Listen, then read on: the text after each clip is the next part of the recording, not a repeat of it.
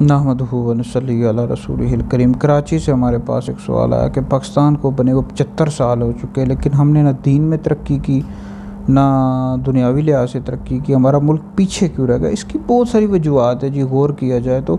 बहरहाल मेरे नज़दीक इसकी वजह बहुत सारी हैं। एक वजह यह है कि हमारा जो मुल्क पाकिस्तान है ना, इसमें हम लोग ये चाहते ही नहीं हैं कि हमारा मुल्क आगे जाए। उसके लिए हम लोग मेहनत नहीं करते, ना दुनियावी लिहाज से और ना दीनी लिहाज से। हम ये चाहते हैं कि हम दीनी लिहाज से तरक्की करें। हमारे लोग, बहुत कम लोग हैं जो चाहते हैं कि हम दीनी लिहाज से तरक्की करें।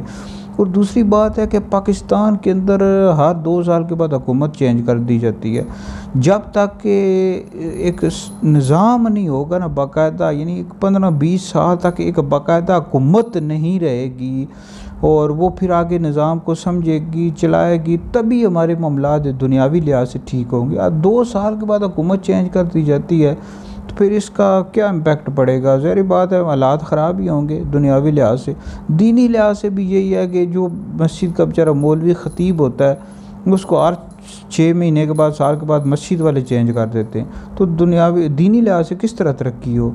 तो हम लोगों ने मेहनत नहीं की, तरक्की नहीं की। अपने घर इनफरादी, हमारी मुसलमानों की, पाकिस्तान के लोगों की इनफरादी सोच है ज़्यादातर लोगों की। अपने घर बार के लिए यही सोचते हैं, बच्चों के लिए सोचेंगे, उनके लिए प्रॉपर्टीज़ बना देंगे, घर बार बना देंगे। बाकी मतलब इज्तमाही हमारी सोच नहीं है।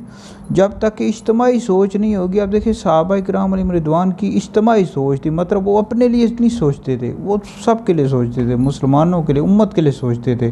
तभी तो उन्होंने तरक्की की, मुसलमान सुपर पावर बन गए थे हज़रत सैयदना फ़ारूक आज़म रज़ियल्लाहु ताला अन्हु के दौरे खिलाफत में। अब हम लोगों की इनफरादी सोच, अपने लिए गाड़ी, घर बार, स्कूटर, ये मोबाइल, ये सोच है हमारी, तो हम इस वजह से तरक्की नहीं कर सके। बहरहाल मेरे नज़दीक तो ये है, बाकी और भी बहुत सारी वजूहत हैं जी।